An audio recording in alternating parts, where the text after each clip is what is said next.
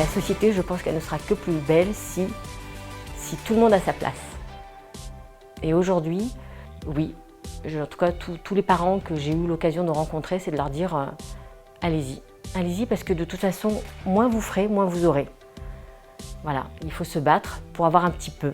Au sein du Relais Loisirs Handicap, on a mis énormément d'énergie, qui ont été précurseurs pour moi d'une certaine façon de faire. Avant, c'était une grande panique, on ne savait pas comment s'y prendre, on avait vraiment du mal à savoir appréhender l'activité vis-à-vis de l'enfant. Les parents ne sont pas directement mis dans l'arène, hein, on peut dire des choses comme ça.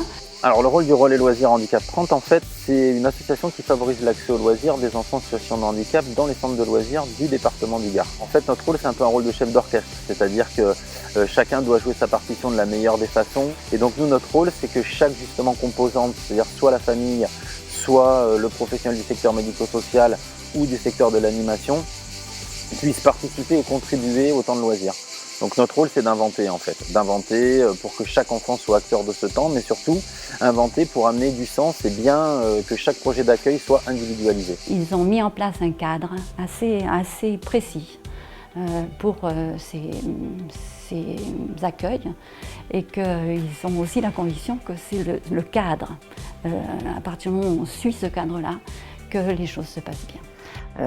Et puis aussi parce qu'on voit que dans la dynamique de prise en charge, c'est extrêmement positif pour les enfants qui peuvent en bénéficier. Donc notre travail, ça a été vraiment de faire travailler, de mettre en lien le secteur médico-social et le secteur de l'animation, en plaçant la famille au cœur du projet. Donc voilà. Quand on a plusieurs familles qui sont intéressées par l'accueil de ces enfants, on essaye d'avoir une vision globale, par exemple d'un été, et de pouvoir proposer l'offre de loisirs à tous les enfants de façon équitable, mais sans forcément pouvoir les prendre sur tous les temps. Le but est de pouvoir accueillir les enfants et de ne pas mettre en péril ni les animateurs dans la gestion des enfants, ni le reste du groupe dans leurs loisirs. Tom, pour des questions d'attention et de concentration, on le met par période de demi-journée pour que ça soit plus facile pour lui et pour l'équipe qui l'accueille. Ou le matin quand on le dépose, ou le midi quand on le récupère. Enfin, on arrive toujours à avoir un petit temps d'échange avec quelqu'un pour savoir comment s'est passée la matinée.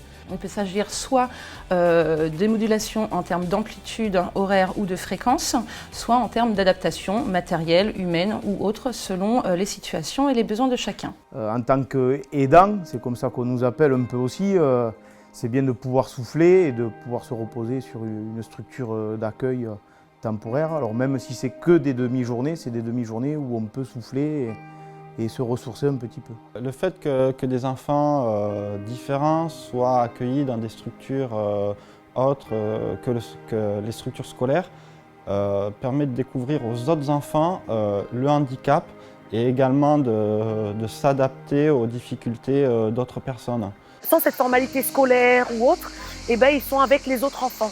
Et toutes les bonnes choses que l'éducation populaire peut amener à tous les enfants du monde, quoi.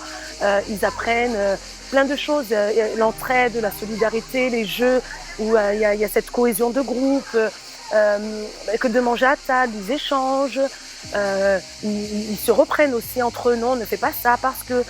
mais tout ça avec des mots d'enfant en plus. Il y a des anecdotes, Titinou? T'es content d'aller au centre?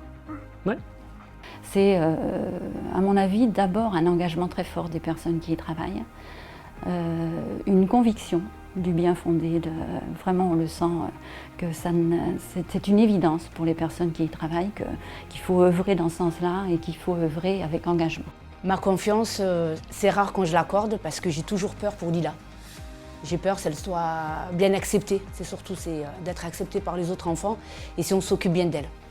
Des appréhensions, on en a eu comme tous les parents qui confient leurs enfants à des personnes qu'ils ne connaissent pas. Après, nous, c'est vrai que ces appréhensions, elles sont amplifiées du fait que notre petite fille ne communique pas, a un comportement qui est parfois inadapté à la société. Et c'est vrai que ça fait partie des appréhensions. Enfin, chaque enfant a le droit de jouer et que c'est, de mon point de vue, la meilleure façon d'apprendre à être au monde. Et jouer, c'est quand même ce que proposent les centres de loisirs et le plus naturellement possible. En 2003, quand on proposait à une famille de mettre son enfant en centre de loisirs, elle était étonnée. Maintenant, elle ne l'est plus du tout, mais en revanche, elle est sans doute plus exigeante. mais c'est son droit. Et c'est ce qui est intéressant justement, de faire valoir ce droit au loisir pour leur enfant. On leur soumet aussi l'idée que nous, on travaille dans la progression. Et c'est vrai que venir sur des petits temps, ça veut dire que forcément on augmentera les temps et on va forcément vers de la réussite. On module, on adapte, on personnalise, on individualise et donc du coup on peut revenir aussi. Toujours une grande écoute de l'association sur les problématiques et puis les aspects particuliers de notre enfant. Et c'est vraiment en toute confiance qu'on dépose nos enfants, enfin notre enfant au centre de loisirs. C'est la bienveillance et la volonté, on va dire viscérale, parce que je pense qu'il n'y a pas d'autre terme, de donner la possibilité à ces enfants d'être parmi leurs pairs qui sont pas eux, du moins qui sont dans la normalité. Je pense que c'est un très bon apprentissage pour l'enfant en situation de handicap, mais aussi pour l'enfant en situation, on va dire, classique, parce qu'il accepte aussi la différence et il a un regard peut-être moins dur ou moins craintif de la différence liée à l'handicap. La société a encore du mal avec le handicap et ça ne passera que par les parents d'enfants handicapés, l'évolution du regard.